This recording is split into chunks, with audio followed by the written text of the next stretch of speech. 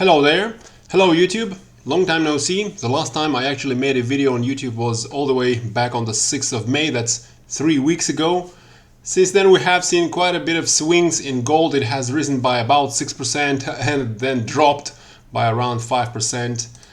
By the way, the previous video was on Dolly Varden. That's a small interesting silver and gold junior. That video was sort of a preview of what we do in our juniors in metals category at myfinanceteacher.org.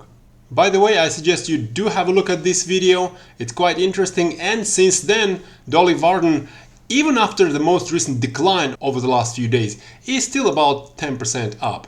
Of course, there are no guarantees, especially with juniors in metals. But if precious metals finally do break out to sustainable new all-time highs after a bit of a retest perhaps of that breakout, these juniors are the ones that are going to provide that additional torque to your portfolio, as those would be significant leverage versus the gold price itself. For now though, what I want to talk about is gold as well as crude oil. Let's see if we have time for that. As usual, before looking at gold, I want to have a look at the US dollar, as dollar cycles do have some sort of a negative correlation with gold price cycles. Dollar cycles, zooming out, historically last for around a couple of months. I'm talking about daily cycles, and several of those daily cycles, 3 to 5 of these daily cycles usually make up an intermediate cycle. Of course, sometimes these intermediate cycles do have only a couple of daily cycles, as in over here at the end of 2022. Looks like a few days ago, all the way back on the 16th of March, we've seen the low for the previous daily cycle in the dollar. The duration at 69 days long also suggests that yes, probably we have seen the cycle. RSI has dropped relatively low enough for a cycle low, all the way down at 38. So yeah, while there is a chance a dollar cycle might continue longer with a bit of a breakdown in gold below the 200-day moving average again, it's not extremely likely. This cycle is already a little bit longer than usual. So there's a pretty good chance that we have a new dollar cycle started in the middle of May, meaning that in the very short term, perhaps over the next couple of weeks, dollar will likely strengthen, perhaps not that much. Dollar will likely strengthen, although I don't expect any significant strength before dropping down into its intermediate cycle low. But what it means for gold is that while dollar is strengthening, perhaps gold is going to drop down into this daily cycle low. That's going to be the second daily cycle of this ongoing intermediate cycle. Again, perhaps over the next several weeks, 2 to 3 to 4 weeks. Usually these gold cycles last for around a month and a half, a couple of months. Of course, sometimes these daily cycles do stretch into a 3 months long cycle, again as in the beginning of 2023.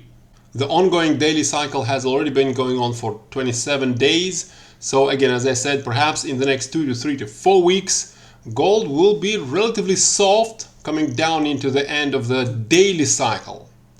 After that, since I think the intermediate cycle has already topped on the 20th of May, after the short-term weakness, I do expect a bit of a bounce, maybe a retest of the 50-day moving average. That's again going to be a temporary bounce into the top of the third daily cycle, followed by a decline down, perhaps down to the 200-day moving average, the decline down into the intermediate cycle low, which will be a great buying opportunity.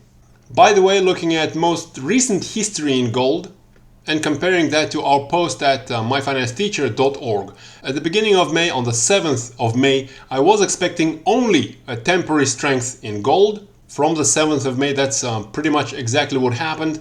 Together with the members at myfinanceteacher.org, we took a bit of an advantage with that using gdxj. And after that, that's on the 16th of May, I mentioned that gold was probably getting close to the intermediate cycle top, which gold has likely done just a couple of days after that post, and it has since dropped by more than $100, which only suggests that gold in fact is likely to come down into its daily cycle low and perhaps the intermediate cycle low a little later. As usual, let's have a look at gold optimism index, gold optics. We see that over the last 2 to 3 to 4 weeks, although it hasn't poked above the red line, it has come close to it, and it has poked above this cautionary level of 70. So the gold optics does agree with our expectations on the chart itself, and it also suggests some caution going into the next several weeks, into a couple of months. Next, moving on to crude oil. By the way, just a few days ago, I suggested to the members at myfinanceteacher.org that the intermediate cycle in crude oil will likely take place over the next couple of weeks once crude oil gives us a repeated poke below the Bollinger Bands. Now, looking at this lower level of the Bollinger Bands, we saw the first pokes at the beginning of May, and back on Friday we did actually see a repeated poke. So perhaps back on Friday, crude oil has already given us the end of that intermediate cycle, lasting for 163 days.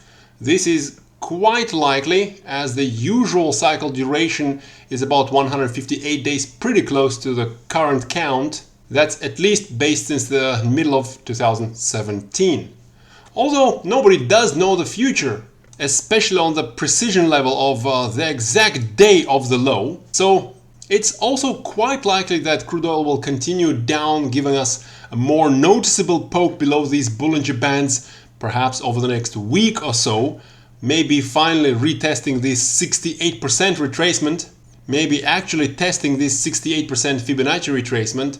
After all, on Friday it only came pretty close to retesting that. And as I mentioned many times in my previous videos, these 38, 50% and 62% Fib retracements are the ones that are tested most commonly.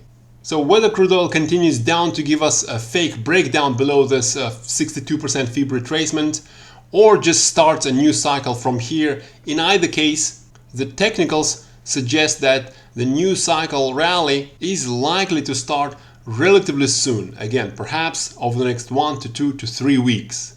RSI here is also giving us a positive sign, a positive divergence on RSI, the higher lows on RSI versus lower lows on price. That's called positive divergence, and it's usually a predecessor to a bit of a rally in the price. Another positive, interesting sign here is crude oil optics, which has dropped all the way from 65 near the top of this current intermediate cycle down to the current 48. Again, looking historically, usually crude oil cycles are accompanied by this optics dropping below the level of 40, sometimes even reaching all the way down to this level of 30, as in late 2022, early 2023. Of course, during some good times for crude oil, intermediate cycle lows are accompanied by the optics dropping only slightly below the level of 50, as say all through 2021. So balancing those good times versus the hard times, on average, opportunities do take place with this optics dropping somewhere close to the level of 40, or perhaps breaking slightly below 40, as in late 2023. That is all for now. In summary, caution in precious metals and a brewing opportunity in energy.